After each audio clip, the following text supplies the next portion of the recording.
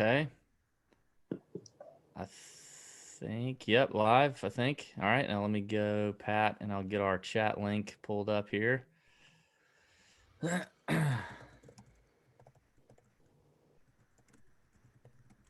got people in the Nut Hut waiting. Nice. Let's see, restream. Yep, just got the email there that we're live. Okay. How you doing there, Pat? I'm good. How about you? Good. I'm good. You know, just what do you think? You like the beard? Yeah, I do. You rock it. Yeah, I'm liking it. Have you ever had it before? Never. First time I've ever done it. Really? Doesn't he look Yeah. so sexy with that? I mean, he pulls it off. Pat, I just sent you the link. Check it out. Make sure it works. I'm not capable of that. You're not capable of the beard?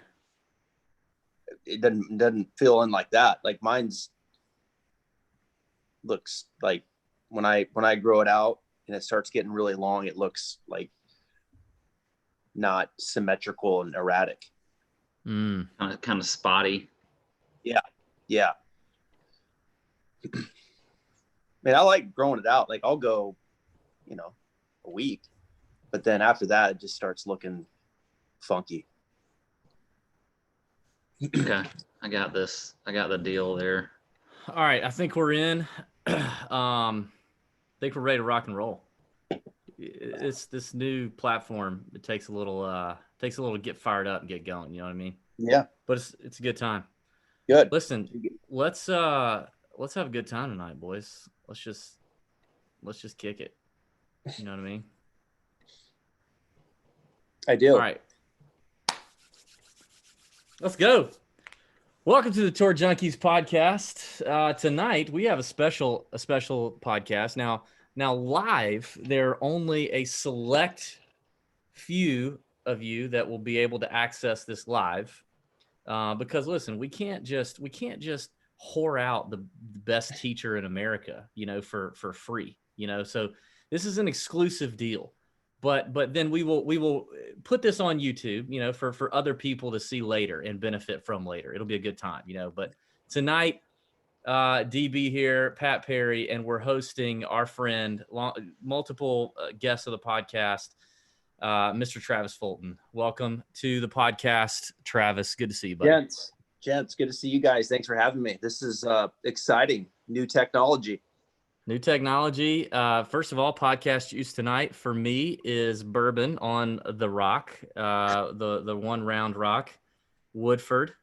I'm sorry, whiskey, not bourbon tonight. The reserve, the reserve is getting low there, DB, or is that just Don't worry, I have more. But yeah, you gotta always have a backup. You gotta have a backup.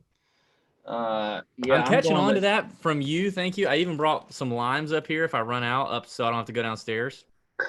Yeah, that's a vet boot. Yeah, it is. It is. I'm going Tito's again with my traditional, just little mixer here. It's just easy. I hear you. And Travis, well, I've got the basic ultra, which is the old standby, but Pat sent me a text earlier. He said he was going to show me his golf swing, so I brought the Fireball too. Yes, you need that. You need that. Yeah. Let's get a few Fireball shots in before you get to my golf swing. How about that? Yeah, 100%. You threatened that you were going to send it to me beforehand, and I was like, no, I'm good, bro. No, please don't. Please don't. Stop. I'm going to block you. It looks like, Pat, the beard continuing to get a lot of love. I'm looking at the chat here. Now, unfortunately, Travis won't be able to see the chat, but I'm looking at the chat. The beard continuing to get lots of love. I think you look like a cocaine dealer from the early 90s somewhere in Colombia. Yeah. But you look great. I do think you look great. So, but again, the beard getting a lot of Marcus Miklovich said the beard's getting his engine running already, so he's pumped. Oh wow, yeah. Okay, Marcus. Yeah, it's going good. Everybody's saying welcome to Travis. One guy, another Marcus, said that he had to leave the range today in fear of injuring bystanders. He's really looking forward to your help. I know we have his video. Looks like you have a Mariners fan on here as well. You know, if a lot of people don't know, Travis is a giant Seattle fan, Mariners fan, grew up in the Pacific Northwest, right, Travis? Why don't you tell the people a little bit about yourself if they've never heard of you, which is weird. I grew up in the great land of the Pacific Northwest. Went to high school right outside of Coeur d'Alene, a town called Kellogg, Idaho. My parents actually still live right there. And I was there for through high school. Went to a school called Lewis and Clark State College, NAIA school, and then I left in '99 and traveled the country for really a couple of years before I came here to Florida. And I've been in Northeast Florida for about 20 years now, and teaching the game. That's my first craft. But do a lot of media stuff too, which is fun. So, big Seattle fan. This has got kicking the old school Mariners tonight, as you can see. Nice. Yeah, it's very nice. Cool. It was cool to see. Here, let me get this. This is, I got the old school Sonics. Oh, wow. You know, watching the Last Dance has been awesome because it's the best. I mean, well, just like you just start going back to your childhood, right? Yep. And watching Kemp and Peyton in the finals have no chance at all. You know, I remember that like it was yesterday. And they won a couple games there at Key Arena, but man, Last Dance, I got to tell you, one of the coolest programs that I've ever watched. It's so good that it had so much hype before those first couple episodes that you just thought there's no way it's going to live up to it, but it has and more. It's been absolutely fantastic. I agree. I saw it on Twitter today that somebody said they interviewed MJ, and he said that after game 1, when Gary Payton asked him for his shoes in that series, he knew he had them. Yeah. I remember those days. I was actually a huge Sean Kemp fan. I didn't really care about like the team, but I loved Sean Kemp. I mean, how could you not? The Tomahawk Jam, Sean Kemp. I was a big Sean Kemp fan, and Detlef Schrempf. Kemp and Schrempf were my go-to on NBA Jam. They were my go-to on NBA Jam. That was a great combo on NBA Jam. Kemp had a lot of kids, didn't he? Didn't he have a lot of children? He's got like 8 or 9 with, I think, 8 or 9 different 8 or 900. Yeah, he's got a ton of kids. He's been. How about Brad just said over under on Kemp's kids is 9. I would take the over, honestly. I think it's over because I think he was at 8 or 9 when he played. Oh yeah. We're probably beyond that now. We're probably. Also, we should get to this too, you know, before we forget. Travis has an incredible man room. Maybe do a quick. Probably the top man room ever on the show. So easily. So we got all the teams represented, right? Big Seahawk fan too. That's like the first love. That's part of life up in the Northwest. So here's what I did: is I built the East Coast Clink. The Clink, yeah, that's right. They call it the Clink on the West Coast. It's CenturyLink. So here we go. Ready? Yeah. We're sitting right now in seat V2, about the 200s. And you can see the Christmas tree never goes down here. Why would it? But you can see the big mural on the back, right? I don't know if you can check all that out. Yeah. You've got the Jumbotron in the middle, and then you've got, that's Clutch over there, little TV in the corner. The Clink right there. And then another one over there. No. So you go 3 wide, which will be pretty sweet, right? Coming up this fall. You didn't have the 3 TVs when we were there, did you? You just had the one? Yeah, I did. Yeah, I had we were too hammered to remember. Yes. I barely remember my visit to the East Coast Clink. I know Pat doesn't. I don't even know I don't know where the story came from me falling in the bathtub. I don't know that either. So I think you fell in the bathtub and we're cuddled up with the 12th man flag as your blanket. Which that flag goes out every Sunday, right? It does right here. As a matter of fact, here's the window and here's the flag right here.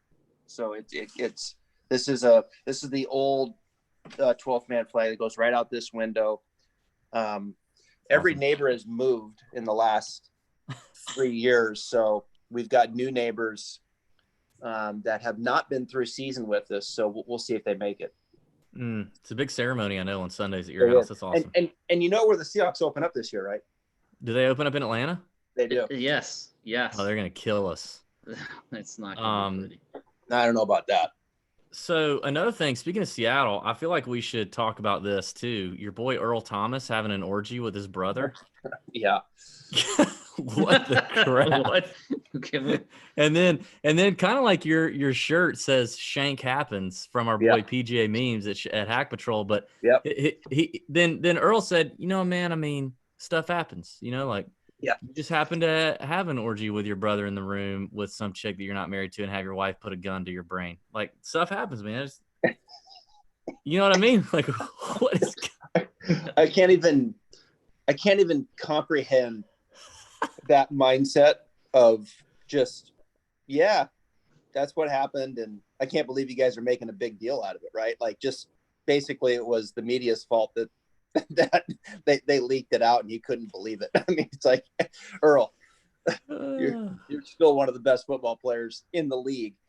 Man, that's probably going to make some news, especially right now, right, where people are just starving for anything to hit the wire of any relevance of new that's not a rerun from 2007. Marcus Miklovich said, "What? You've never Eiffel Towered with your brother?"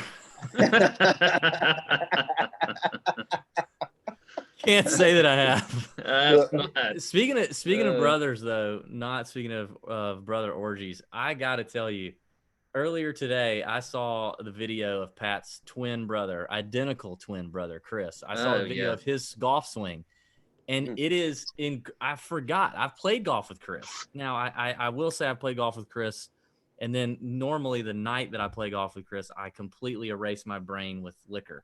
So I don't know if I just forgot it, but I cannot believe how similar their golf swings are. Really? To be identical twins, it's like even their brain makes the same decision at impact or at the top of the swing and then at impact. It's amazing. I'm excited to get to that later tonight. We'll get to those. Yeah, for sure. It's going to be good. Josh said they call it the old London Bridge there in North Carolina. That's what they call it. Oh, Lord. So, Travis, I think before we get into the swing videos, and I think we're going to have a good time with these because I want to roast them as well as you give them some things. And we'll talk about teaching in general, too, because I want to ask you a couple hard-hitting questions. I'm not just going to let this be easy street for you. We've done that podcast. It's time to get hard hitting. You know what I mean? Let's do it. Give the people a little bit. I want you to. I know you don't like this. You're a humble guy, but I want you to brag on yourself a little bit. Like, where can people find all of your stuff? I mean, obviously you have Travis Fulton. I want you to plug that, but this is not some humdrum instructor we have here. He contributes on the Golf Channel. Golf Digest. He's done stuff for the PGA Tour. He just put out a video for the PGA Tour today. Like, tell the people a little bit about where all you are and where they can find you. Well, I mean, a lot of people know me from my stuff at the Golf Channel days. I spent 4 years at Golf Channel and did a lot of stuff for them. Started with a show called On the Range, which I still get the occasional email and DM from those shows that we used to do on the range, Billy Harmon and I. And then, of course, did a lot of stuff with Morning Drive. So, you Google my name and Golf Channel, there's tons of videos out there that I did from that stretch of swing breakdowns and just studio, stuff that we did.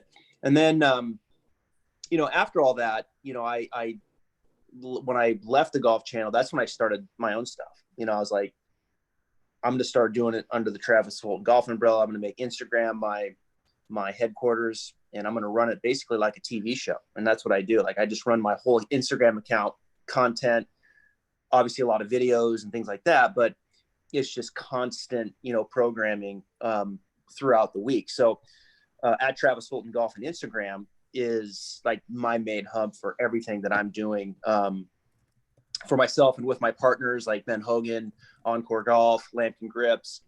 We're doing a lot of cool stuff that we're pumping out. Like, we just did the scorecard today, which is every Monday. And then we have fun on Tuesday. We call it 10-15 tee time. You guys, all this crazy stuff that that's out there and comes in. But I still do a lot of work for the tour, PGA Tour. I do a lot of voiceover work for them. And we did we did a really good one for Michael Jordan's swing yesterday. Saw that, yeah. And then they just sent out another one on DJ and Rory, and we did a side-by-side comparison on how Rory draws it, DJ fades it. You know, obviously they're teamed up playing against Wolf and Fowler, which I'm doing another one on those two swings, which are completely opposite swings. It's really interesting.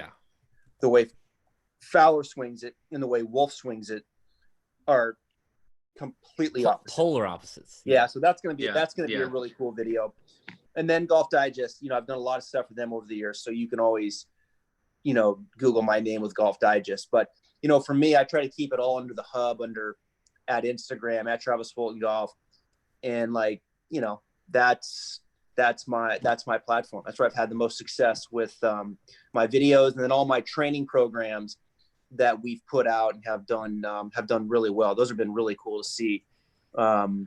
All of my followers kind of getting into the training programs and doing well with that.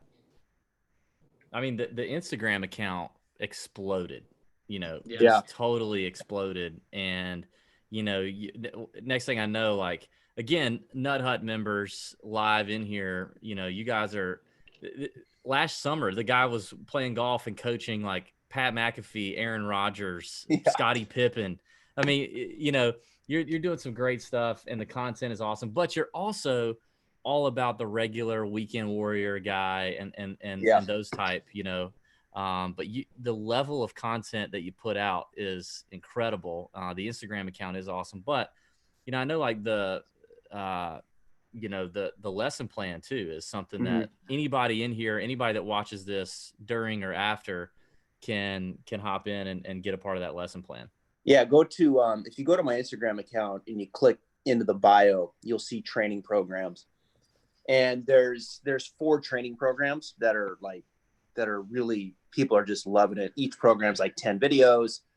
They go through it. There's a beginning, middle, and end. You do it at your pace.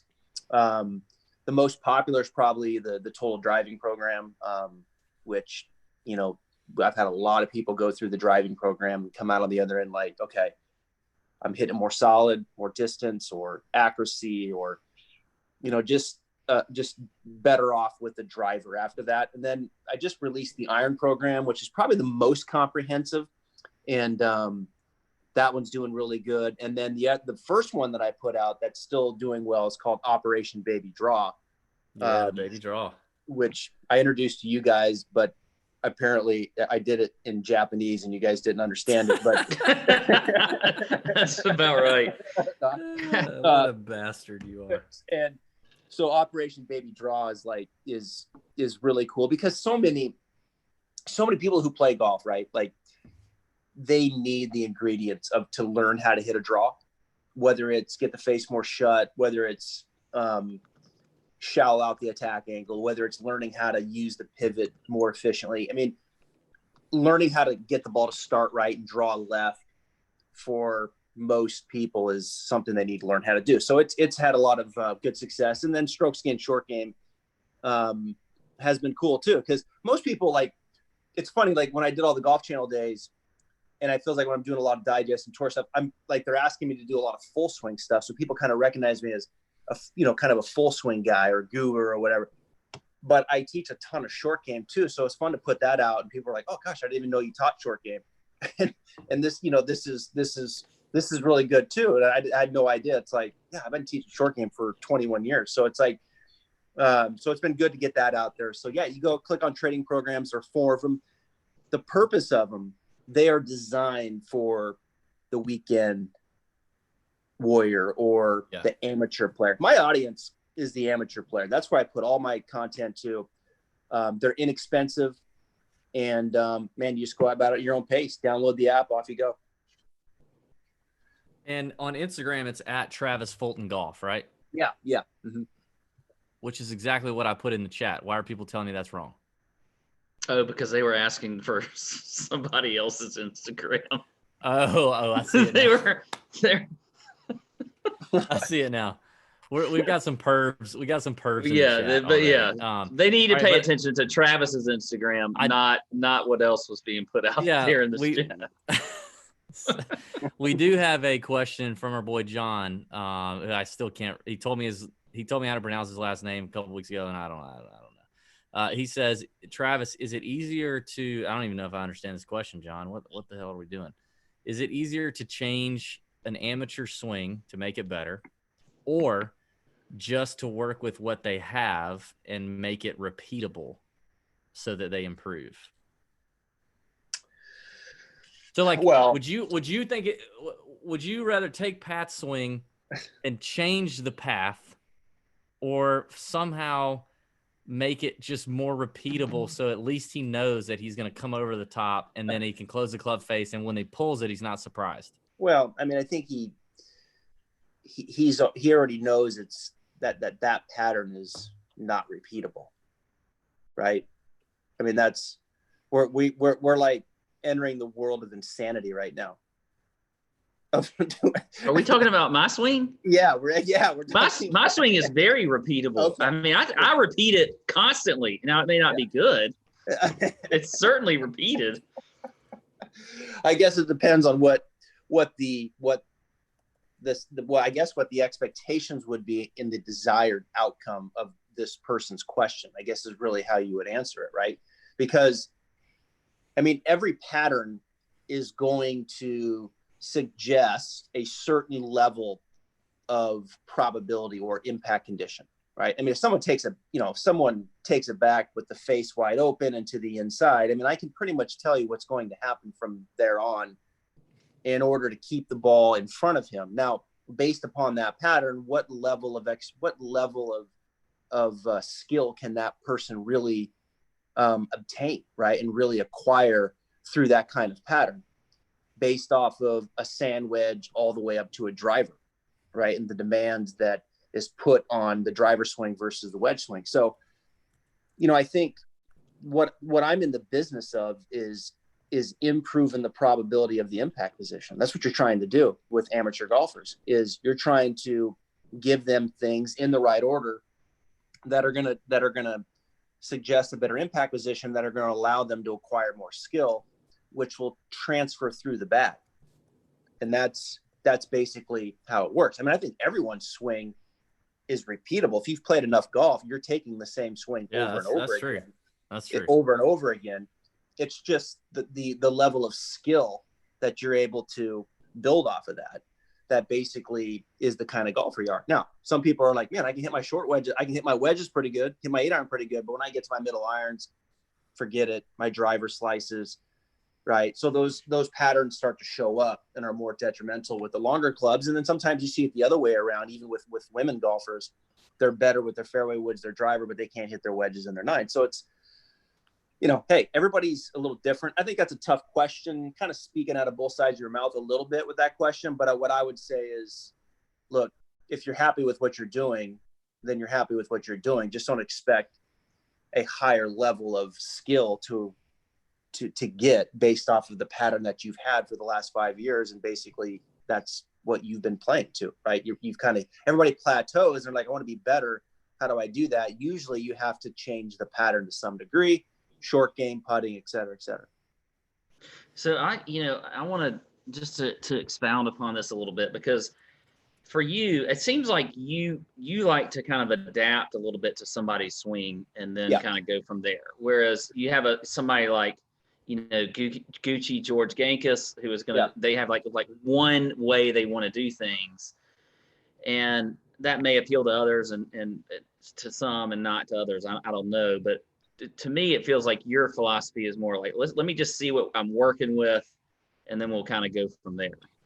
Yeah, I think, I look at it as, if I'm going to look at someone's swing and they're telling me, here's what's happening, I'm going to basically tell them, look, here's A, B, and C. I mean, here's, some low hanging fruit, A, setup stuff, and then here's B, and then B kind of leads to C, right? And let's layer those things in. Those things are going to help you, and here's how, versus giving them the whole package. Like, okay, we're going to change the setup, the backswing, the downswing, the finish, and right. Like, it's not going to be a complete reconstruction out of this initial of meeting someone and seeing their video for the first time. So you're always trying to give people context. Here's where you are. Here are the reasons why you're doing what you're doing. The ball's doing what it's doing. And then here's A, B, and C for you to get the arrow moving in the right direction so you can start acquiring more skill. Marcus Griffin wants to know if you've ever seen a swing and seriously told someone to just try something else. Well, you know, like a different sport. He might tonight. Yes, it might happen tonight. That could happen later on. You know, I'm always going to dig in, no matter what. But yeah, I mean,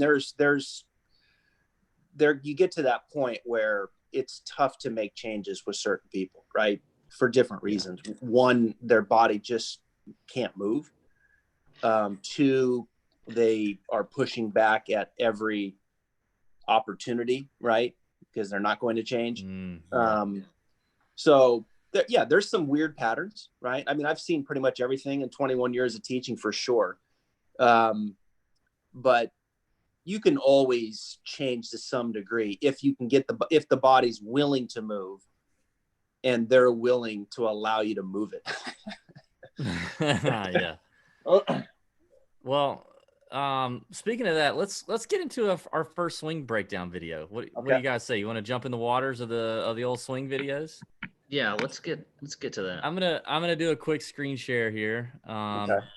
Let's see. This could be a little clunky, but we'll just we'll do our best. Make sure can you guys see that okay? Got one loaded in. Is that, oh, wow. Can you guys see that? Look at, okay. That's a screen share. Oh, whoops. Okay. All right, here we go. Wait a minute. All right, let's start with Marcus. I know Marcus way too well. Okay. I mean, look at how he's blowing up our freaking Twitter DMs. Okay. All right, let's start He's even with Marcus. providing still shots. Really? Yeah, he's giving us still shots. All right, let's see here. All right, let's first of all, I mean, the first thing I noticed, can you guys see my mouse? Yes. My mouse? Yes. The first thing I noticed is some kind of stupid tattoo on his calf. You know what I mean? Like, don't give me a damn tattoo on my calf and tuck your shirt in. Like, this looks like a really nice course. I know Marcus is in California. All right, that's like, something. No, DB, you can't say. You've gotten in trouble for not. This is a tuck your shirt in kind of golf course. I can just tell. It just is. But anyway, we'll start with that. All right, let's go. All right. Okay, set up. Do you see anything at setup, Travis? Anything at setup that makes you go, ooh, this is going to be tough? Well, I mean, he looks like it's a tough angle, but, you know, he's probably he's got his shoulders a little open. He's facing that forward ball position, so he could probably turn his chest a little more to the right, which would square him up. But that's hard to do without water lingering on the right. So yeah, I mean, he's so, to me, I'm like, can we position the driver any more on the heel of the driver? Like, we got the hosel resting on the ground, you know. I'm just gonna drop my hands down to like this thing's a freaking kiddie driver or something. I don't know. I want to roast Marcus as much as I can. Let's see this swing, Marcus. All right. Okay. Yeah. Okay. Was that a club twirl? I can't remember if I saw the club twirl there. Let's go slow mo here. I mean, this is pretty good. Look at the club head staying out in front of him. Nice. Okay. Club face. Let's see. Okay, here he is at the top. I mean, flat lead wrist. Flat-ish. Tucks that right elbow in. Yeah, pretty good swing shape. Really is. Looks like that one might have went off to the right a little bit. But, you know, based off that angle, a lot of good stuff there for sure. Did he club twirl here? I think he may have club twirl. He did. That was like a club, kind of a mini club. It was good. That wasn't his first rodeo though. Like, he's done that before. Yeah. Well, let's see. He's got something else here. Let's see. Oh, what is this? Here's an iron. Okay, let's just make this the Marcus show. I mean, we get the perspective from an ant here. Okay. Yeah. I don't know who in the world would ever look at that video from that angle and say, hey, send that to a golf instructor and see if he can help me out. Is that a makeshift net? Like, it looks like it may be. It looks like it may be. At first I thought he was about to hit it into that cemented shed. Marcus, also, I think you should put that stationary bike to some use there, buddy. I mean, you look a little thicker than the last time I saw you. I don't know. I'm just saying. Quarantine life could be tough. I mean, I told him I was going to give him the business. I'm going to give him the business. All right. So what do you think here for Marcus? Marcus is doing okay. I think he's if I had to guess, from based on these angles here without seeing his pivot, not guessing, but just based off what we're looking at here. I think he could probably keep the club face a little more shut going back. And I even think he could probably flatten the left wrist a little bit more at the top. And this first move, this club face, watch here, this toe kind of rotates a little more open here. Like you go halfway back, you'll see the toe. See that toe right there kind of pointing up to the sky. I'd get that toe more down. I'd get the back of that left hand more down to the ground. And that'd get the face more shut.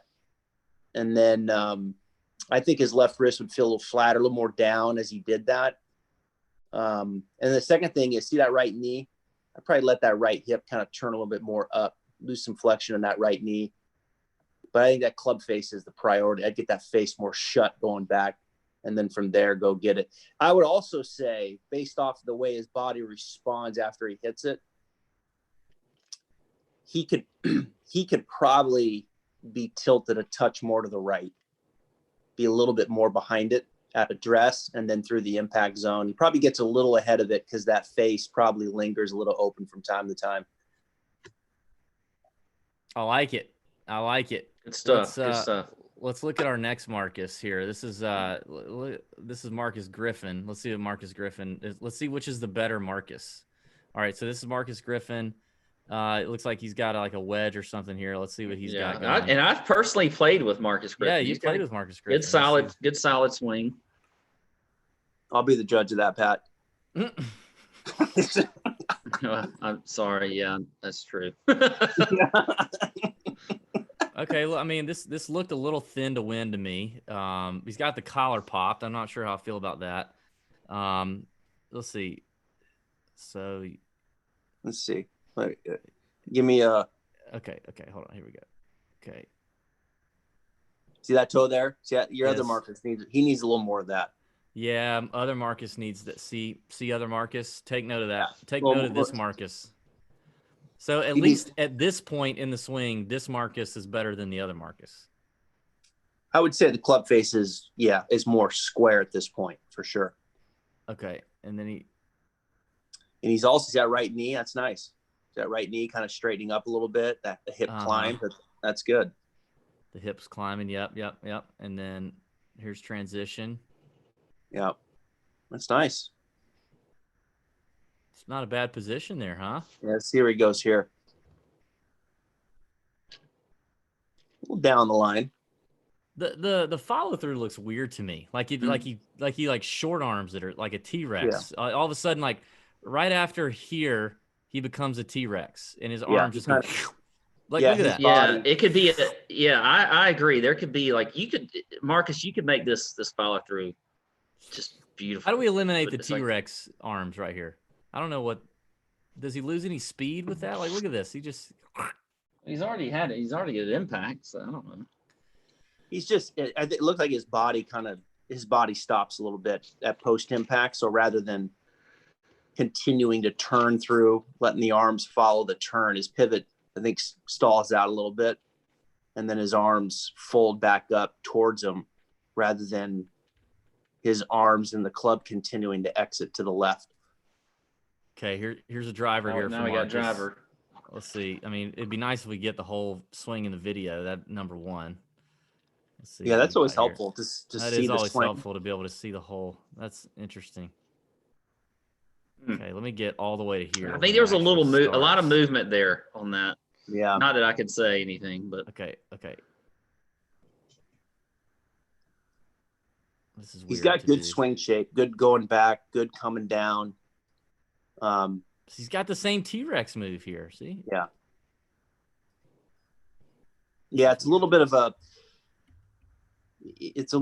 a stalled pivot, right just past impact, and then his arms kind of swing down the line and then kind of fold up over his left shoulder.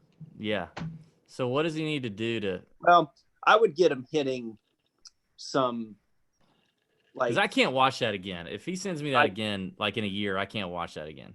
Yeah, I would get him hitting some like Tommy Fleetwood types of iron shots, like where you feel like your arms are straight, and then you just turn left, and you just feel like your arms and hands exit left with the turn, and you just kind of hit these little punch shots where you keep your arms woodened out straight up, kind of straight, and then you just turn and hit it with your chest and your hips, and everything just has to exit left because they're kind of straight and woodened out, versus your pivot stalling and then your arms folding so quickly back up the other side. So a lot of just low left types of finishes. I like that.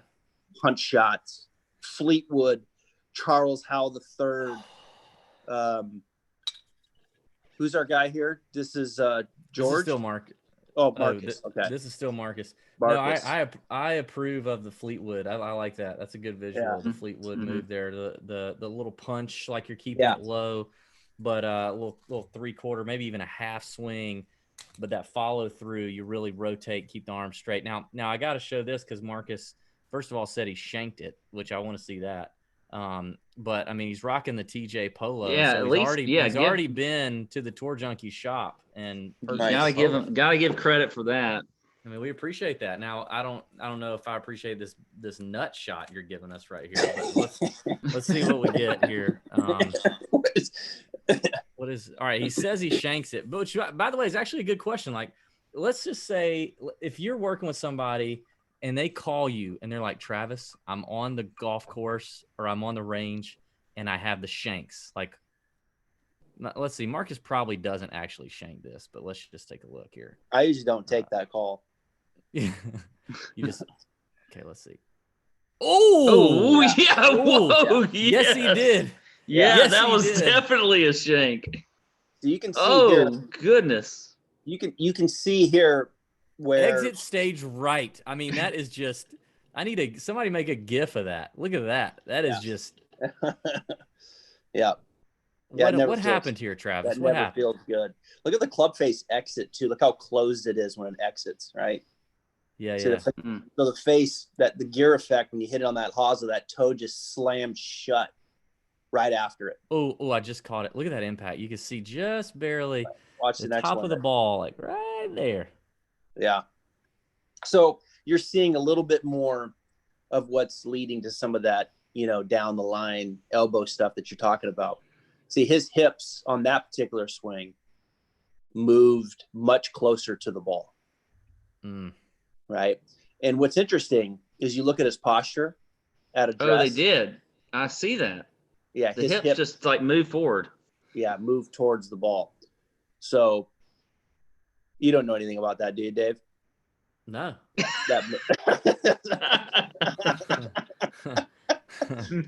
So here's the thing. Look at his setup. This is what's kind of interesting. Look at his belt buckle. See how he's got his rear end like pushed way back, right? Yeah.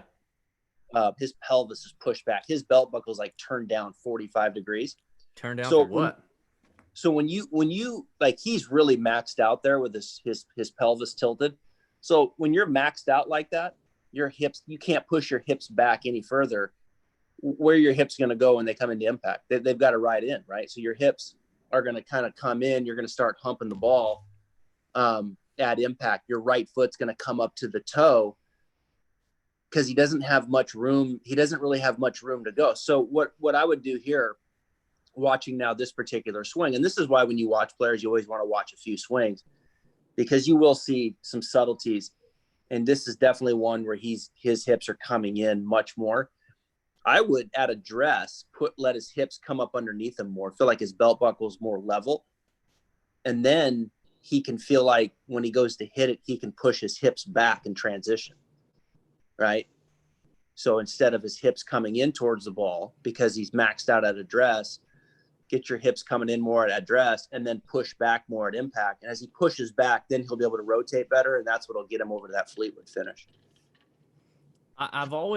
There was a time I had the shanks, and one of my old golf head pros, always kind of made me think like, he's like, it's real simple. You're getting closer to the ball somehow. Yeah. Somehow you're getting closer to the ball than you were at address. For Marcus, he's moving his hips. You could definitely see him on the toe there. I mean, he's at impact. He's already got his toe completely. His right foot is all on his toe. Right.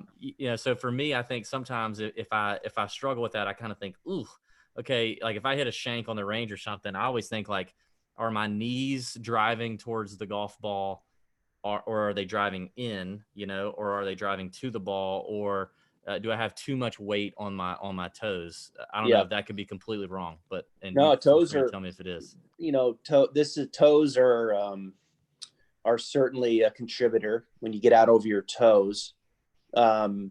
Your hips coming in at impact are a contributor for sure, early extension. But then also you'll see two other things. One is you'll see in the backswing, you'll see the hands like work away from the body, like the hands will work out away. Okay. Versus coming more in following the turn. And then sometimes on the downswing, you'll see the hands excessively work out towards the ball in the downswing. So you want to keep the lead arm, somewhat close to the body. You don't want that lead arm flying away from the chest going back and or coming down, because that'll move you closer to the ball too. And sometimes, all you got to do, I see Patrick Reed do this sometimes. You just pull your shirt up and feel yourself tuck your sleeves, tuck your sleeves under your shirt if you're wrestling with that. Now this is Josh Kistler. Now, Josh is a famous Nut Hut member, Travis. Okay. He's famous because he is very funny in the chat. He's very funny. And I know he looks like a total tool right here, but actually, believe it or not, he's actually a funny guy. But he's also, me and Pat see Kistler's name pop up more than anybody in the shop, and we really appreciate that. And you could see it here. He's got the Tour Junkies brand new hot fire socks right here, the Golby socks. Yeah, this is like a TJ shop ad right now. Yeah, he's got the new polo that is just absolutely heat right here with the level wear polo, and then he's got the Golby fresh white lid. And he's built like a brick house. This is the kind of guy I want wearing the TJ stuff. Look at him. I think as my dad would say, a brick shit house. I'm not really sure what that is, but that's what he's built like. But I got a feeling that with all this muscle and tats, he's probably not a very good golf swinger. So let's see what he's got here. Now this video looks like it's been let's see. This looks like it's really cold wherever he is. That I don't want to right off the bat. I just don't want to. I don't want to be there. I don't ever want to play there. I would just rather never play golf than play where he is. The wind is howling. This is going to be tough. It looks like he's playing like sawgrass right here or something. I don't know. All right, let me get back here. Shut up. All right, let's see it in full speed. It's a weird angle. Weird angle. Yeah, guys, when you're taking a video, you behind the line, like get behind the hand path. Like not. This is like a 45 degree angle off his right ass cheek. Like what are we doing? Jeez. Okay, here we go. Oh, okay. Pretty good. Okay. All right. High finish there. Let's see it in slow mo. What? Yes, I want to watch it again. What do you think I'm doing? All right. Whoop. Okay, here we go. All right, here we go. All right, Kistler, Josh Kistler. Okay, we're not here. There he goes. Here he goes. Okay. He's got the club face pointed really far down. Is there too far down? That looks like really far down. That's probably a little bit excessive. Okay. It's a little excessive. Yeah. Okay. All right. He's got that down, and I then think I'd rather have it there though. Yeah. Really short, like really compact and short though. Yeah. Well, it's cold. Yeah, that's true. It is cold. He's in 16 layers. Great point. It's hard to get loose. 8 layers of clothes on. We're from Georgia, Travis, so we've never played in weather like this. Okay. All right. So he takes it up to the top. Here he comes. Ooh, something with the wrist Something with the hands there right before impact was interesting to me. And I don't know. Obviously, I'm not qualified for this. But there was something. No, we want your expert analysis. Our expert analysis needs to come first. There was something weird there, and this finish is weird. The finish is weird to me. This is a weird finish. Let's go back. Let's go back right like a little before impact here. I need to see this. Like he lifts up. That's called coming from the inside. You've never done that before. Yeah, he lifts up. He lifts up a little bit with his feet, I think. Yeah. Yeah, he's standing up a little bit for sure. But based off this angle, he doesn't have a lot of lead arm depth. His left arm's pretty upright. So that's usually what you're going to see, is you're going to see the body kind of stand up to try to make some room. I would, based off this angle here, I would probably tell him to turn that right hip a little more going back. Let his left arm work around him a little bit more.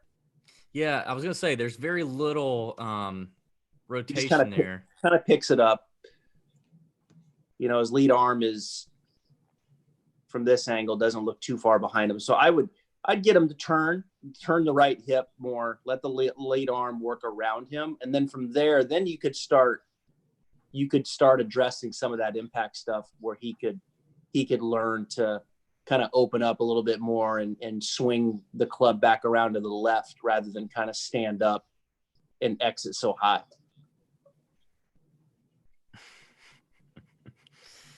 Oh, sorry. Okay, we're all right. Any drills or anything like that he should do, or you, or he just needs to go to your Instagram channel because you talk about the hip and the. He needs to literally like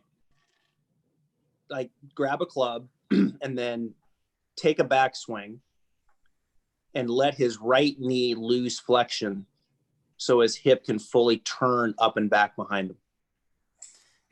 And if you want to know what he's talking about, go to his Instagram channel. You will see him talk about that a lot. Okay. Well, yeah. And that's probably honestly, that's something that helps 80% of the people on my site. I mean, you talk about it a lot. That's one of probably 3 or 4 things that I get the most feedback on is how players are changing knee flex and learning how to use their hips and their legs better.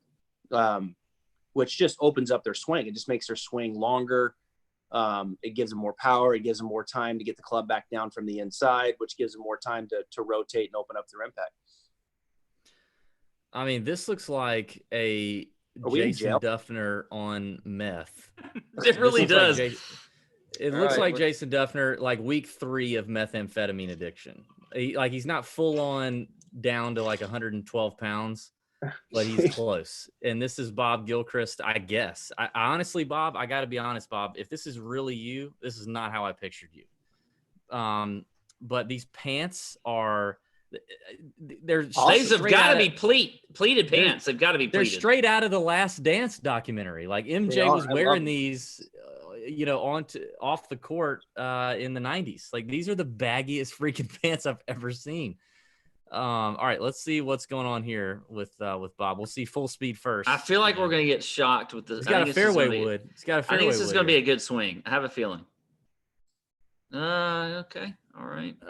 Okay. I mean, it kind of like, I feel like this swing kind of blows its wad at impact, which if you're going to blow your wad at impact, you may as well at impact. But I feel like after the swing, it's very lackluster. You know what I mean? Like it's very... God, he even acts like Duffner. It just stops. To me, it just stops right after impact. Bleh, bleh. And then let's see what he does. Okay. I mean, this is Jason Duffner on methamphetamine right here. All right, so you disagree with my assessment, Travis? Let's go. Let's get it. Is that a driver or a hybrid? It's a fairway wood. Also, if you look at a recent video of Justin Bieber wearing pants, this is what his ass looks like. The same like I shit my pants because I'm wearing really baggy pants. This is what it looks like. Okay. DB, Guys, you are. We have a comment that you are brutal, but you are in brutal mode. I'm in my second pour of Woodford. It's only going to go downhill from here. I'm excited. We got a lot more videos to go. Speaking of that, speaking of that, I'm about to have to go. I did not prepare, so I'm going to have to go refill here. Travis, are you good? You good? I saw you yawn a minute ago. Are you okay? I'm good. I got one right here. Are you sure you're okay? Yeah, I'm good. Okay. I got a couple minutes before I'm gonna. But I need. So talk to me about Bob here, if that's really who this is. I'm not convinced because I did not picture this being Bob. I mean, he's got the classic inside takeaway. Look at the club head. Look at the club head getting behind the hands. Oh yeah. Right. I feel like he's standing right next to the wall behind him too, like a wall right there. So it goes in, right? And what goes in, it's got to come out. So he's got to steepen it coming down, right? But it's shallower than mine. He manages it pretty good though, you know. I would, you know, this is one that would take some work to get better.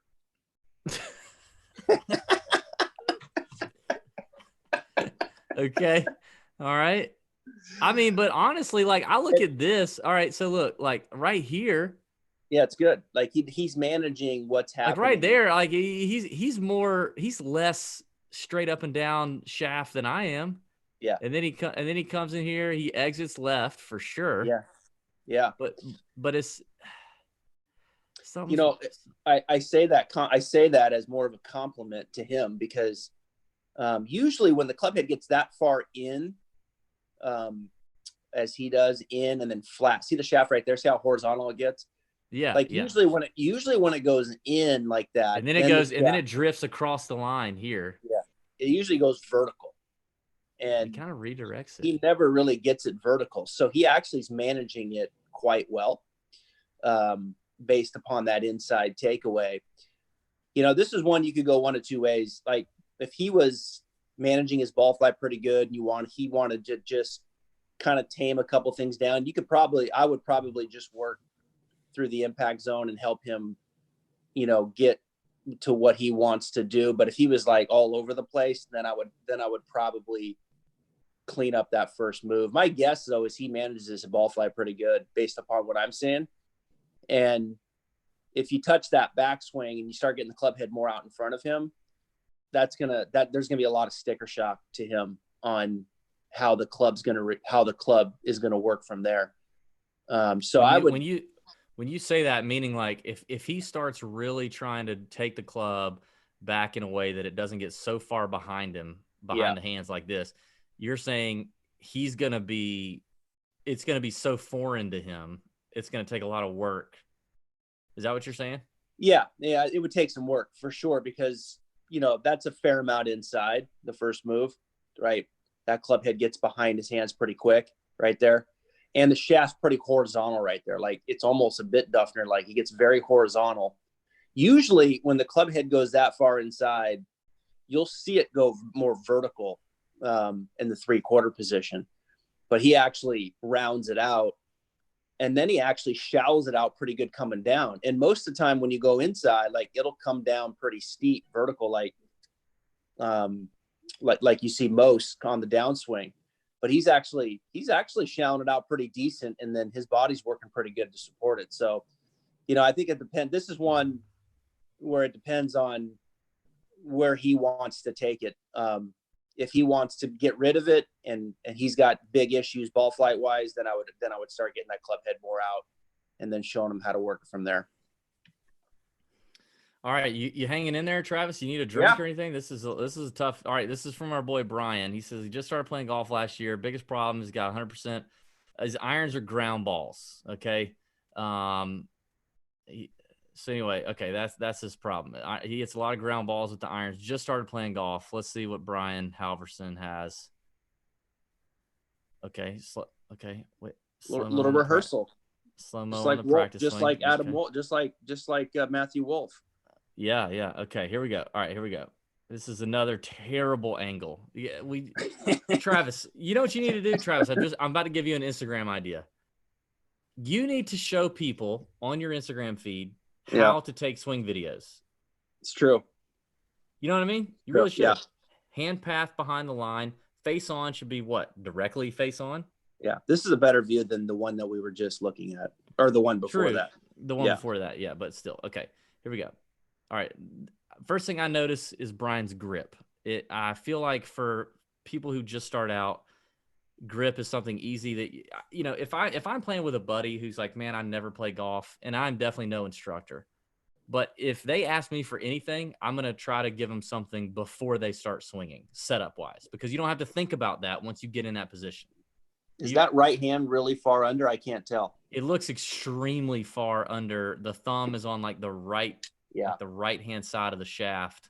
The left hand looks a little too weak to me, but you tell me. Anytime you see the right hand that far under, duck and run for cover. Okay, so we need a little grip work. We need some grip work. So he needs to look up some grip videos. And to me, like, I've had my grip changed a couple times. It sucks. Every instructor will make the statement, the grip is the only part of your body connected to the golf club, right? But it's important. I have had instructors change my grip from time to time, and it is extremely uncomfortable. So if you get used to it and then someone tells you to change it, you have to kind of trust the process, because it is going to feel very foreign, but you have to trust it. Do you agree? And very much that right hand, that would be a hard change for him. It's going to feel very weird. It's going to feel like you're using your left hand, Brian. All right, here we go. Let's see what happens here with Brian, who just started playing golf.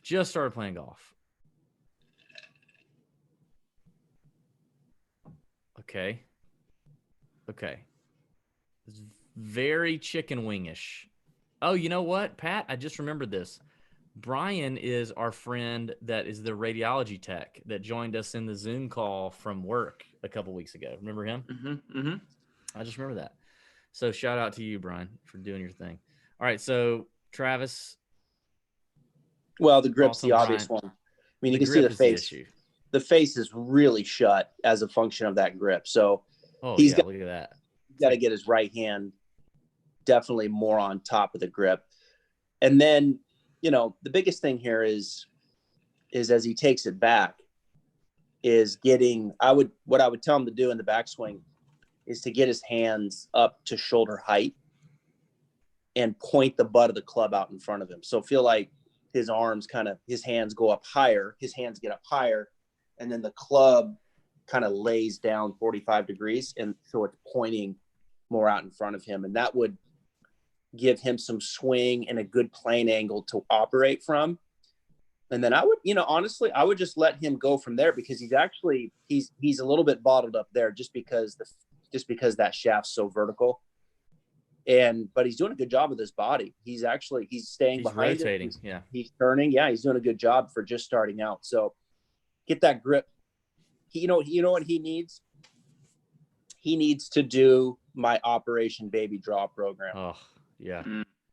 Now look at this. This is actually a decent face-on view right here. And he's definitely winning the medal for the best video. Yeah, let's see. Here we go. Okay. He's not, however, winning the medal for a 54-second video that actually doesn't start showing the swing until the 49-second mark. Brian, what the hell are we doing here? All right, here we go. All right, here we go. That grip. A lot of grip movement there. The grip is the key. The grip is the key. I mean, I've seen a strong grip before, but golly, you got to weaken that thing up a little bit, I would think. That right hand for sure. Oh yeah. Yeah. All right, so like you said, it takes it back super closed and steep and really steep. Yeah.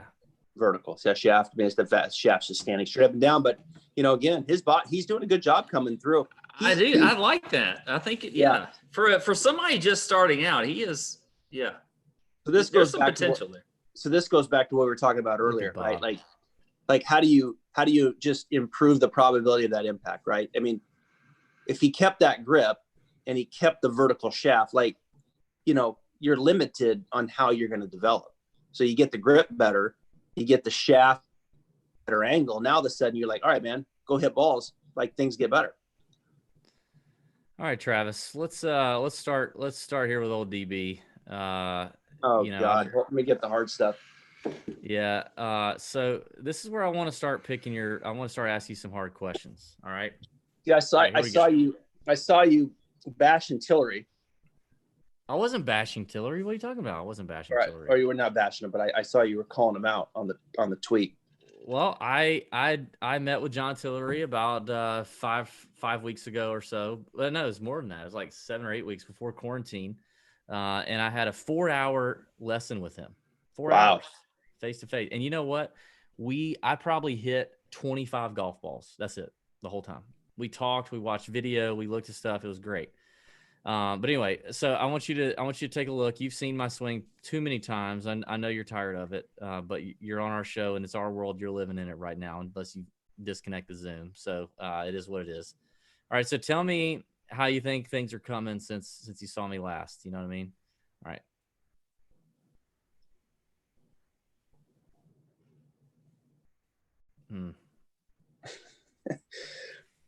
Fuck me. Okay. All right. So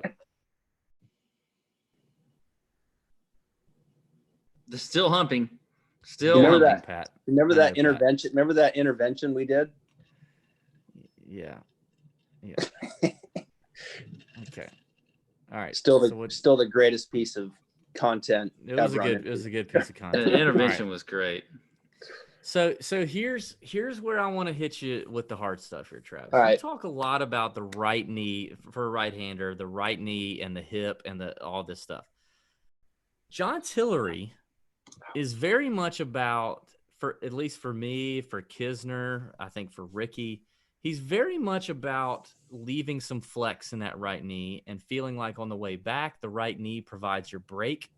It's your brake, right? It's what stops the club from going too far and drifting, or which is what I do. I overswing and the club kind of drifts across the line at the very end, right? So it kind of breaks. It provides my brake. So I activate that quad and I leave that knee bent, but not facing out. Like that right knee doesn't need to be facing like out here at a 45-degree angle. It needs to stay tight, right? Mm-hmm. And then there's the transition to the front knee, which again, he doesn't like where you straighten that knee and kind of spin out of it or anything like that. He wants you to break with that front quad, and then the club path and club just whips through the zone, right? And you kind of post up against that leg.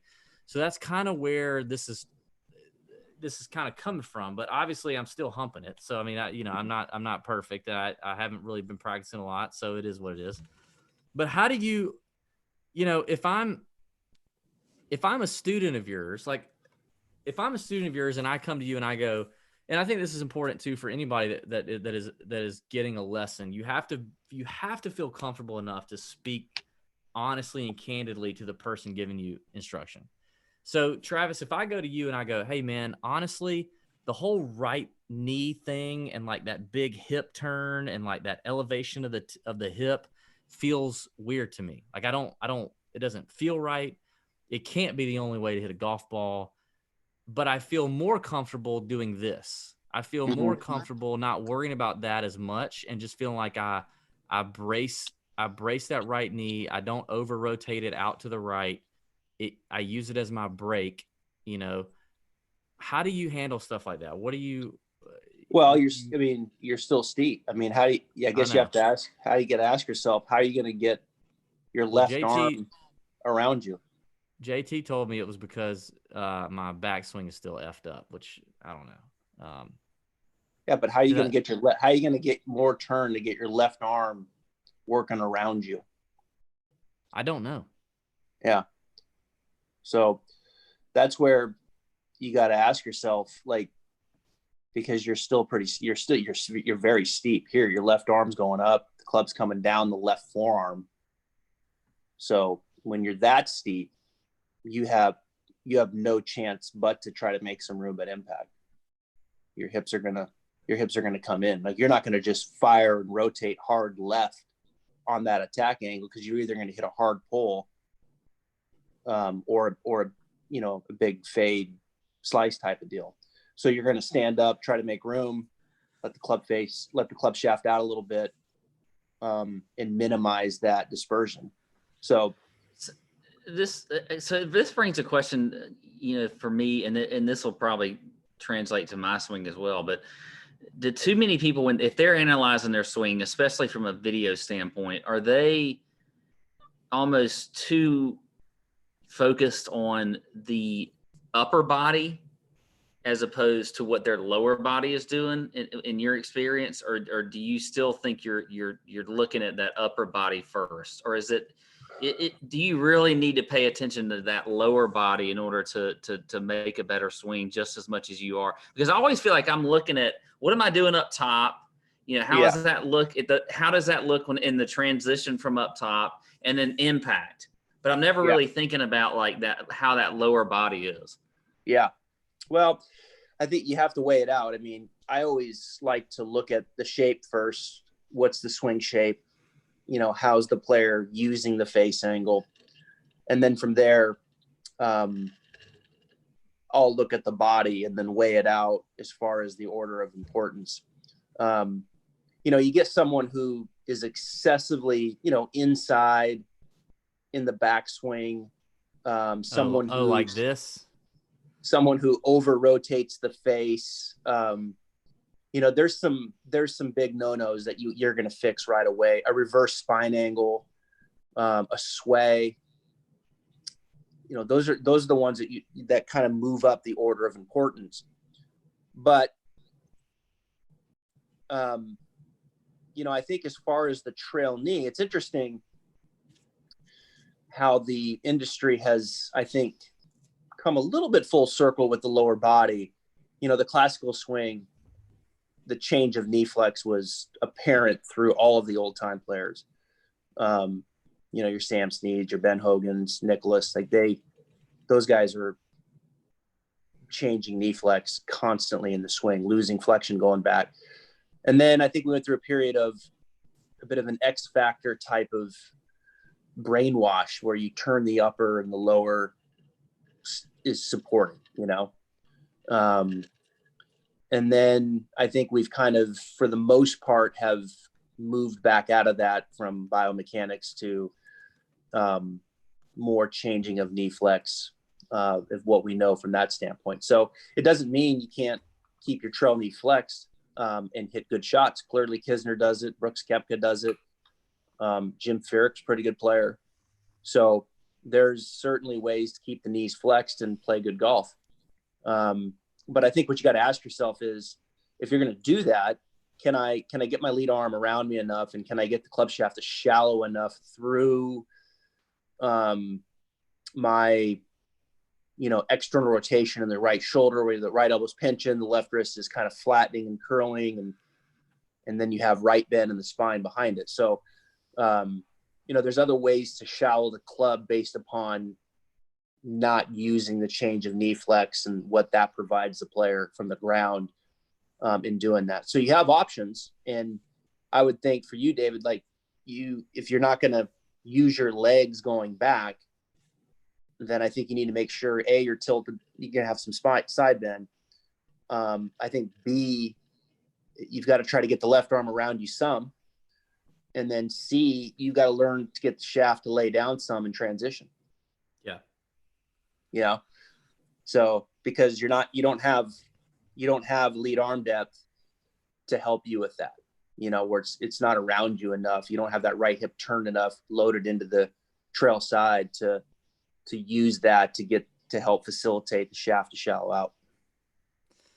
Now, here's Pat in his gated community. You could see palm trees everywhere. Nice. Very, very nice.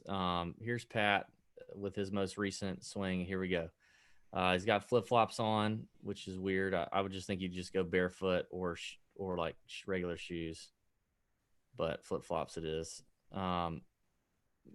Okay, so it's not bad. No, Pat, that's not as steep as it was.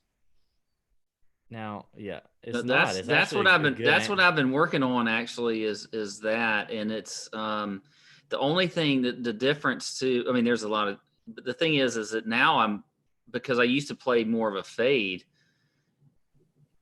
this swing has created more of a straight and then a pull almost. So I'm kind of battling that a little bit. Well, I think your club face looks more square. It does. Your club face doesn't look. The last video I saw of you, the face was more open. I don't know if you changed your grip or your wrist angles going back. I did change to a little bit stronger grip. Yeah. So I can definitely see the face is more shut now going back, which is good.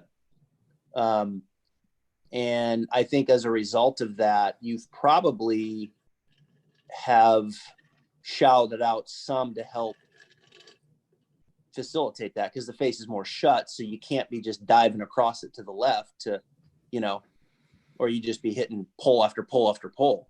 So you've probably rounded it out a little bit, got it coming down a little more from the inside as a function of that grip being stronger. Now, DB, show that front, the other angle of that, and I want to see what. Yeah, the face on. So I know Pat's been having a problem with his weight. He keeps his weight on that back I feel like foot a lot. I'm off my back foot a lot, and I'm falling back.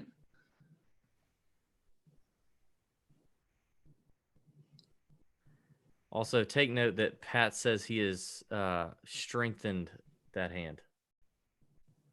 It was actually way more weaker. I will tell you, it was way more weaker than that is right there.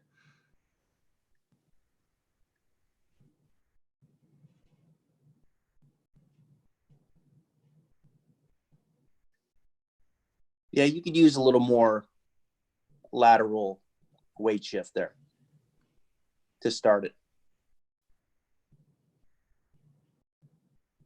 on the downswing. Yeah.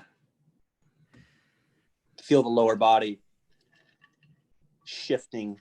Like he's already straightened out that left leg at impact. Yeah, he's got too much pressure back on his trail foot. He's not moving enough weight into his lead side. Which may mean, Pat, you could do the drill that JT told me to do, where you kind of back up off the ball and then you step into it, that front foot, and it gets you on that front side a little bit. I don't know. I don't know if that would get his weight shift going. He'd be better off trying to do more of like a step drill. That's what I mean. Yeah. You literally step away from the ball, and then you take your backswing, and then you step with the lead foot forward and to it, and it makes you put that weight on that front leg. Yeah. Yeah, that'd be good. Little step drill. I'm just amazed how dead your guys' lower bodies are. Thank you. See, we worked really hard on that. I mean, you guys might as just walk. You guys might as just walk around the house on your arms and hands. All right, now we get to a really good swing. Now we're gonna get to the best golf swing you're gonna see tonight, Travis. All right, and this is our boy Ash Morrison, who writes. He lives and is born and raised in London or around London. He's the assistant golf pro or head golf pro. I can't remember. I think he may have just got promoted at the Mid-Kent Golf Club, just outside of London. Great guy. Writes all of our European Tour DFS stuff. Super guy, and easily the best golfer that rocks anything Tour Junkies related. So he sent these videos. I'm not even sure, Travis, what you could tell him about what he's got going on, but he's freaking good. That's all I know. All right, so here we go.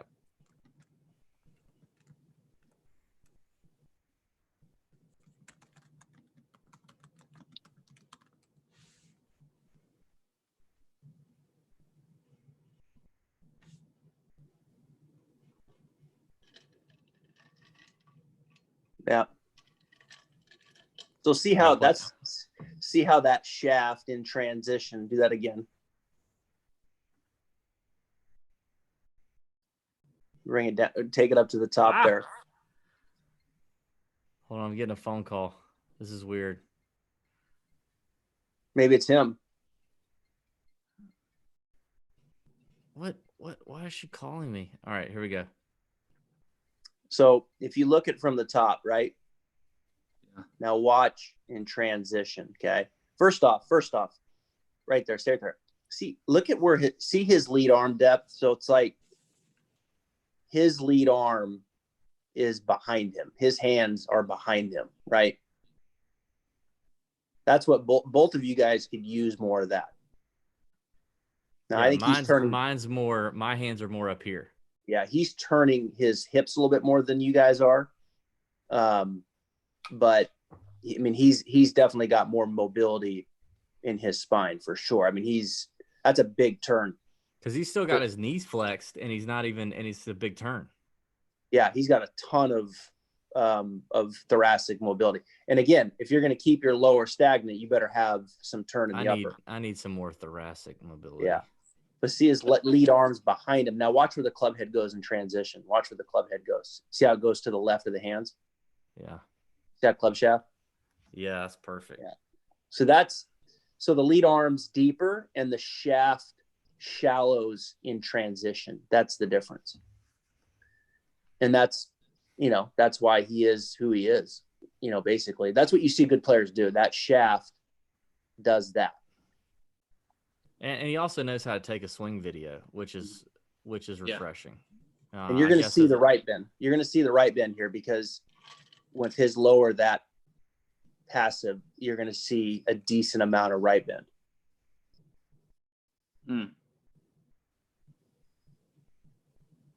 See that? Yeah. So that's quite a bit of right bend, his spine, which is what he needs to combat how he's using his legs, basically.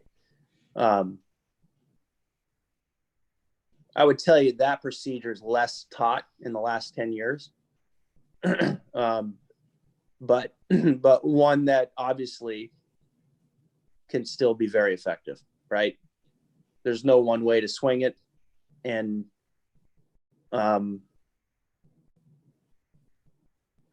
Now this is insane. This is Pat's brother, his identical twin brother, Chris. Really? They shared the same sack, as but he did have he had a weird angle, of course. They shared the same sack, but and it's so crazy to me how similar their golf swings are. Well, let me play it in full speed here. All right. Oh, Chris. Yeah. Make sure your buddy records the practice swing. Yeah. That's always good. Oh, we're 2 practice swings. All right. So already in my book, you suck because I hate 2 practice swing guy. I can just barely tolerate 1 practice swing guy. There's a trim option. There is a trim option. You can trim the video, Chris. All right, here we go.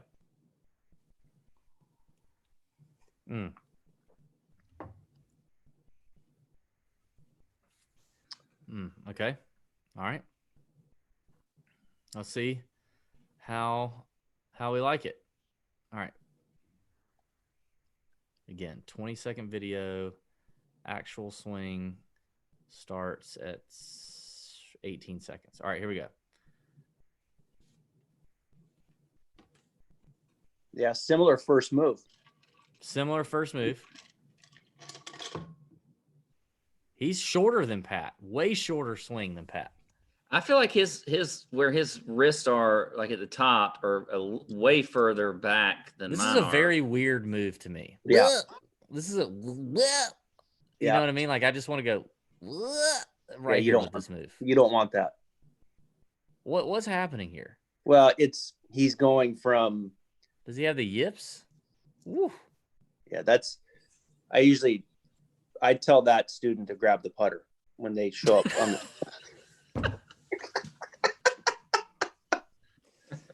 Oh shit, Chris. So safe to say, you think Pat has a better golf swing than Chris? Yes. Yeah. Oh man, Chris, this is a tough look. I mean, so this does right here. So does Chris shank it? Actually, I think he said in the text that he sent this that he hit, I think it was maybe a 7-iron or so. He hit it about 160 yards and fairly well. Up to like 10 feet. But again, I mean, our mascot is a blind squirrel because a blind squirrel finds a nut every now and then. This video, you happen to find a nut. But I mean, this bit right here. Well, you're just seeing the shaft. So it goes from horizontal to vertical, right? Yeah. And that's a tough one. Like those are the ones you would try to go the other way. Like you would try to get him to hinge it more vertical going back. And so then you can teach him how to work it back underneath that. And what he does to combat that is he stands a decent distance from it. So far away. Yeah. Yeah. Well, he has to, because what he's doing, like his hands, he goes vertical in transition, and then he actually just stands the handle straight up at impact to make room. So everything's moving away from him at impact. So he's standing a decent distance away from it so he doesn't shank it. If you scoot him in closer to the ball and got him the right distance from it, he would shank it. So that's one where if you're going to get him better at address, like getting him better at address probably wouldn't improve him. You would have to change the swing shape as well. More vertical going back, and then shallowing out coming down. So what would you tell Chris? What drills? What would you tell Chris? Like, I mean, where do we start here? I feel like. Yeah. Well, I would have him set like a shaft in the ground on the same angle as the club. You know how you get that plane, right? The plane of the shaft. Yeah, yeah. About 2 feet to the right of the 2 feet to the right of the ball. So okay, he would have to take it back above it, hinge it vertically, take it back above it, and then work back down underneath it. Okay, so you tell him to watch his brother hit a golf ball. That's what you're telling his brother hit a golf ball. Now this swing, actually, I think if I remember correctly, this is a pretty good swing. All right, Who's so this? Chris, just watch your brother hit a golf ball. This is Who's this? Who is this? Hang on, I think this is Evan. No, actually, I don't know. This is ePain84. All right, first of all, I hate your hat. I got to say that. Now, Pat probably likes your hat. I think it's stupid. So that's just me. All right, let's take a look at this here. Okay. Oh, wait a minute. Are we just starting the video? Okay, there we go. Hey, but props to you for a good short video. Yeah. This is pretty good to me. This looks pretty good to me. Yeah. I mean, again, anytime you're seeing the shaft do that in transition, he can hit the ball. Interesting. Good tempo here. I feel like it's like a Big Easy kind of Ernie Els, kind of like this could put me to sleep, but in a good way, And notice how his hips don't move towards the ball. He's just turning a little bit more uninterrupted, right, through the strike. And that's because where the shaft is pitching on the way down. So you can rotate left if the shaft shallows and you've got some lead arm depth. But if you don't, then you got to do something to make room. I think his opportunity is probably the face angle. I think he definitely rotates the face open going back, and then has to close it. So his opportunity probably would be to get the face a little more shut. Yeah, maybe there. If you go to the top, I'd look at the grip first, just see what the grip is. But you see the toe hang there, like he's got the toe down a little bit. So I would definitely be, but take it back up one more, right? Like halfway down, left arm, 9 o'clock, coming down. Keep coming down. Mm-hmm. Right there. See that club shaft? See how he pitched? See that club head's like weight is behind him, right? Yeah. And then see how his hips and his knees are like back to neutral, basically, right? So he's in his spine angle. His hips are underneath his lower body or upper body. They haven't moved towards the ball. They haven't moved excessively laterally. And all of that is just the body is working that way because the shaft is laying down behind him. And that's what you see good players do. Now, some are shallower than others, but there's very few where that shaft is steepening on the way down. There are some, there's always outliers, but it's very few. The game's a lot easier when you can get that club head and that shaft to lay down back behind you, because now you can just turn like a champ. I like that finish too. Just a little high finish. Just that gets your blood flowing a little bit, Pat. You like that? Yeah, I'm a fan of that. Excited? Yeah, like I would, like, for me, it's because the face is open. Like I think to make this better, you get the face more shut going back, and then he can turn more left. See, what's happening is he's got to let the shaft out a little bit right here, because the face is open. So he's losing a little shaft lean right here, because he's got to get the face around, and that usually will take it to a higher exit. But that's being hypercritical. Well, I mean, with an incredible swing like this, you have to be hypercritical. Yeah, I mean, it's a good swing. I mean, his opportunity is how he uses the face for sure. It's a good golf swing. E-Pain. Who is this again? I missed it. Who is this? The swing? E-Pain. Okay. Yeah, I like it. It's just E-Pain. All right. I think, let me see. Let me make sure. Your brother. Yep. Got that. Yep. Wes sent us a picture of his brother's girlfriend. Okay. Yeah, I think that's it, boys. I think we knocked most of them out.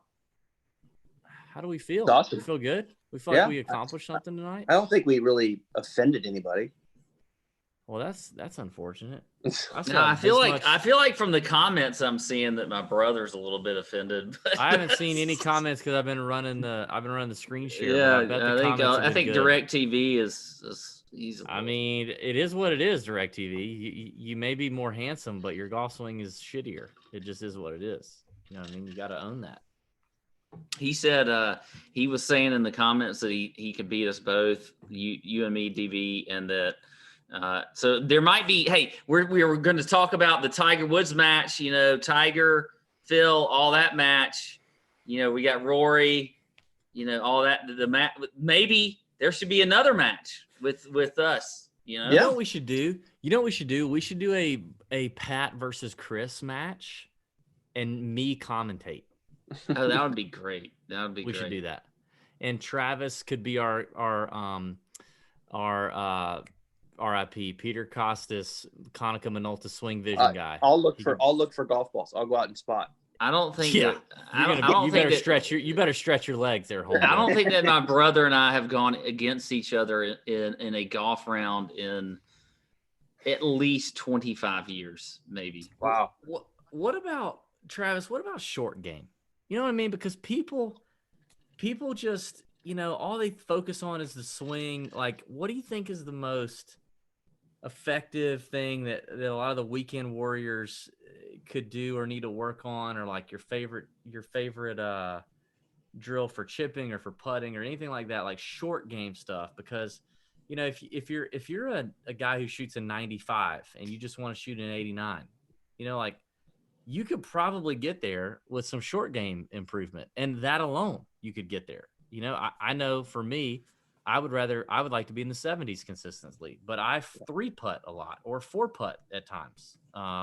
Yeah. So what are some of those things that you could give people? Because everybody always sends in their full swing videos, and that's all well and good. Well, I think you got to be able to hit that medium pitch shot first. You got to be able to set the face slightly open, have a little shaft leaning left, and then have a little wrist hinge going back, and then be able to just turn and hit it with the chest with no excessive hands flip gyration through the impact zone.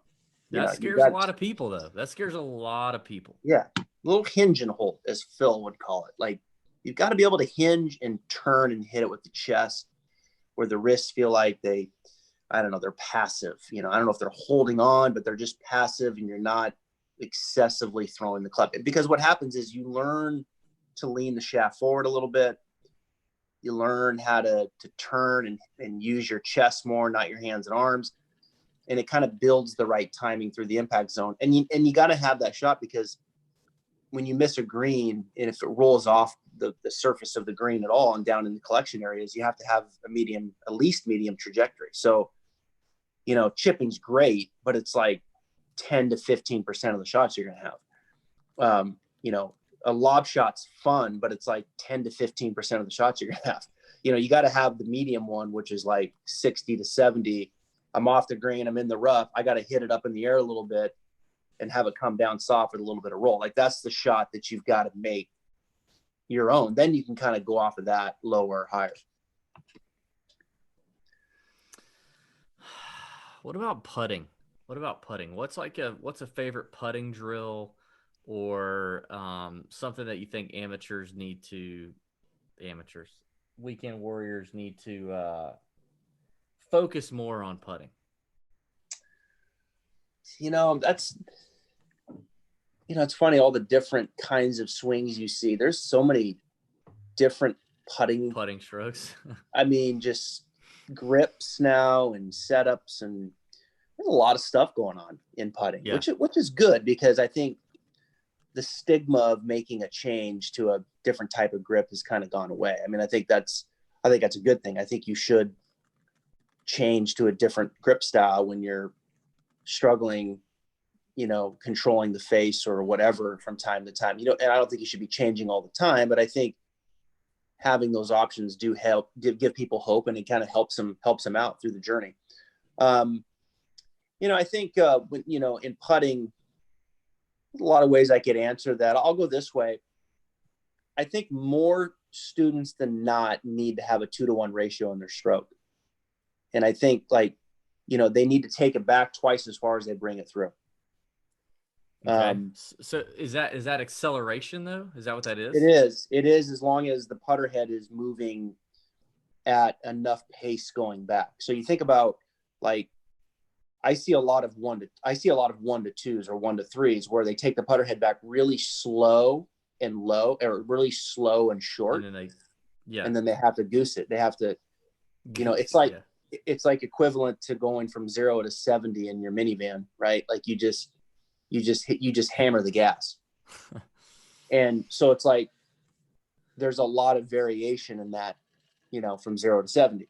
So it's, when you go more 2-to-1, you increase the stroke going back, and then you shorten up the finish. Now it forces you to make that backstroke with more pace, right? So it's a little more I like to use the word brisk, more on the brisk side.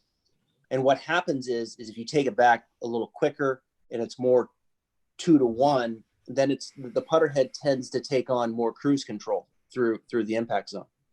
So it's more it's coming through at 50, the whole time, rather than going from 0 to 70 and you hit it at 50. So it's more of a cruise control type of stroke.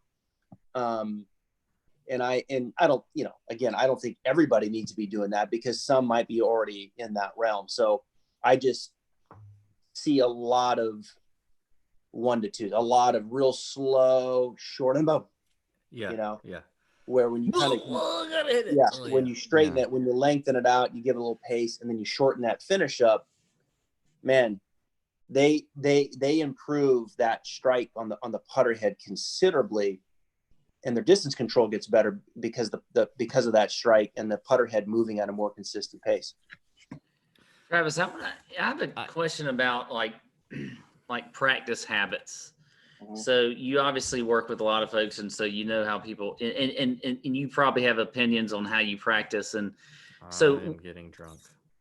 Two questions that I would ask would be, one, what do you see that people practice on the most that is just a complete waste of time that they shouldn't do in their practice habits? And then also, when you go to the range, what do you think is proper, the proper way to go through your bag? So meaning like from, wedge to driver, maybe back to wedge, how would you do that? Well, that's a great question, Patrick. I think you're better off starting on the short end of the spectrum and then working into bigger swings. I think some little wedges first, into full wedges, full short iron, full mid iron, driver, and then kind of come back to, something that you would want to come back to that would make you confident, or you might be facing on the first tee. But I think it's better to start short, work into a fuller. I think as far as way people practice, I think we overdo it when it comes to like preaching people to practice. I mean, let's face it, the majority of people who are on this call and the majority of people that we see at golf courses, they don't have time to practice, or they don't like practicing, right? Some do. And the ones that really do, you're going to layer out that practice plan. But what I always try to give my students is just, achievable things to do, right? Like, I'm not going to give them this list of things that Vijay Singh does or Kevin Kistler does, because we're not those people, right? Like, that's not our passionate level. We don't have that kind of time, means to do it. So I think when you're taking lessons and you're developing, I always tell people, look, I want just adequate balls where you're in deep practice working on the things that I'm asking you to do, your A, B, and C. And I'd like for you to do it in an environment where you can focus on those things. So if you need to tee it up a little bit, then tee it up, but be conscious of the things that we're doing and try to discover based on the context that I've given you of what those things are and what they feel and mean to you. So just have some deep practice focusing on those things. And then from there, go take it, then from there, hit some shots in the range that are live. So like, go through your routine, go into it with a swing thought and hit it, and then start taking those things out to the golf course. So I think that's achievable, for most. Like, they can hit 25 balls in deep practice, and that goes a long ways. And then I also encourage them to do the movements at home. I like students when they send me video and they're doing the stuff at home and they're showing me slow motion swings, doing the pattern, whether it's the shape of the swing or the body. Like, that's where I think they kind of accelerate the changing and building confidence and discoveries of like, hey, this is what it means to me when I do that. And that's great. I always try to give them the context that's achievable, and then encourage them to like discover things within that context, and then tell me what those discoveries are and what those feelings are. Do you think there's anything that anybody does on the range that's just a waste of time, or is it, is that hard to really peg? Like in general, I mean, I know, people like to start with different clubs or do whatever, Yeah. But do you see anything that's just, I think we live in a world of distraction. I think like it's tough to go on the range and have a session, I mean, like, everybody knows each other at the club, and Amen. So it's hard to put some time in. I see a lot of college players, high school players, it's a couple shots and then look at their phone, and, I think being able to go out there and just really focus on the task at hand and what you're trying to do is like the most important thing. As cliche as that is, I think it's tough with the distractions we live in and the phone, and being able to access so many things at any time. And then you have people around you that maybe want to talk to you or whatever. So I don't know. I think for the amateur, look, go out, enjoy the game, hit balls. If you're more serious, then have a more dedicated plan. But at the end of the day, I think if they could spend a little bit more time probably chipping and pitching, it would probably go a long ways, right? Like, they just, like, most of them are going to go straight to the range, hit balls, and neglect anything in the short game area. So I think if like you had to give someone like spend a little bit of time, hit some low, medium, high shots around the green, and I think that would go a long ways for most amateurs, in addition to what they're doing in their full swing. all right. So last question for me. I know DB has something, I'm sure, but he's like, look, he can't stand that I'm controlling this conversation, but I have to say this. All right. So like, we live in a world where you got to do everything quick a lot of times. So let's just say you've got a quick range session where like you've got 30 minutes to get out on the range, or maybe even less. Because and you want to hit is effing like let me show up at the last minute. He's a coming in hot guy, which is the most okay. Well, annoying all right. guy. Say you're coming in hot guy. You don't even have a time for range. You have 3 or 4 clubs that you want to work on. Like what are you going with first? Like what are you gonna like? Let's just say you have 3 clubs that you can hit. What would you do? Question. This is a stupid fucking sand wedge 7 driver. Okay. See, I like that. Yeah. I like that. And why would you say that? Well, I'm just gonna hit 5 sand wedges. I'm gonna hit 5 7-irons and 5 drivers. Great that's question. what I'm gonna try to get through that. All right, Travis, I have to show you one more swing because he's a loyal member of the Nut Hut, and he did send in a video, and I forgot. So here we go. John, I can't pronounce his last name. Here's his face on. First of all, I see. He's like you've never been able to pronounce his name. Like Can you pronounce his name? Yeah. Siaka.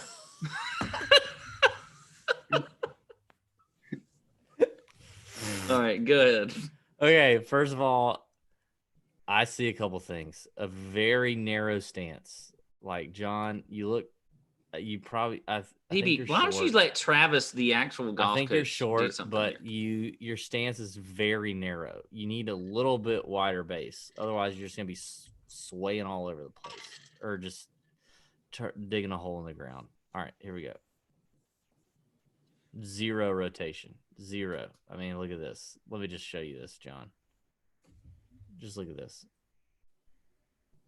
All shoulders and arms is what you are, John.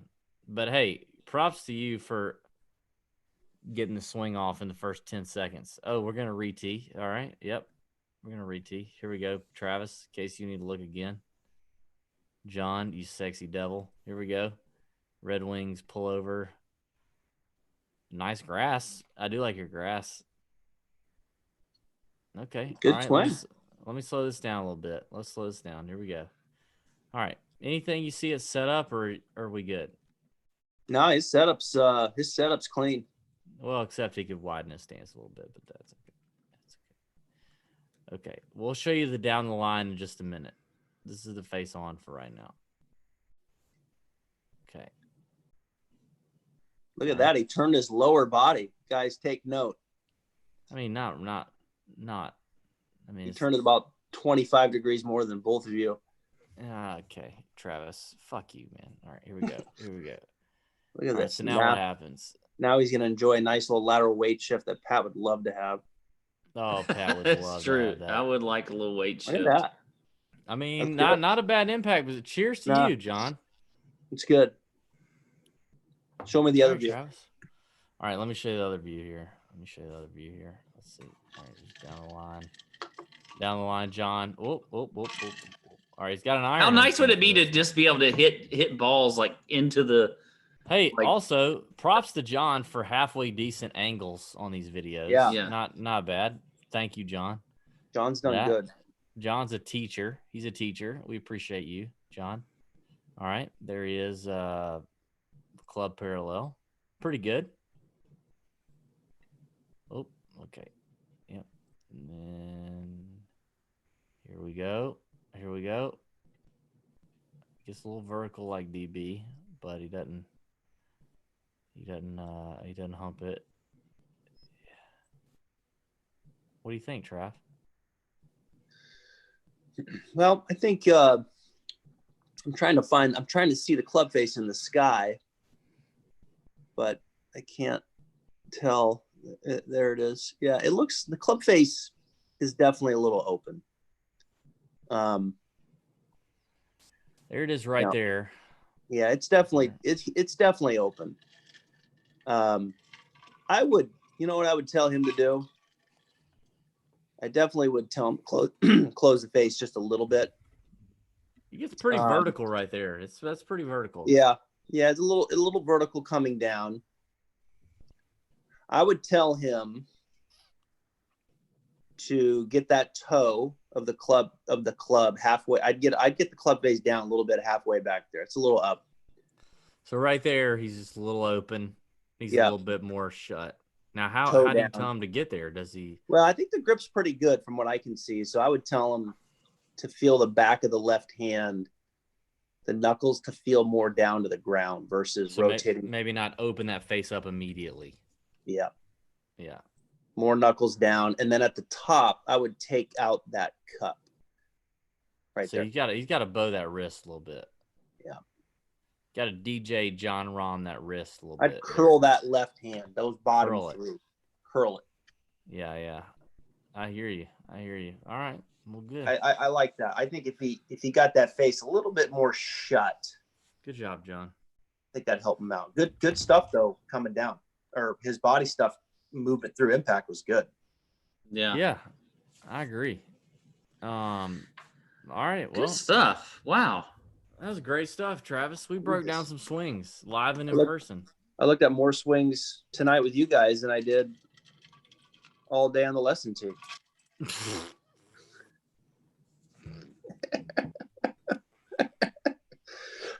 That's a good joke. Oh man. Travis, so what's up going forward for you? You know, now that we're going to have golf going, you know, starting back here in June, what do you got? Anything new coming up for you in the future?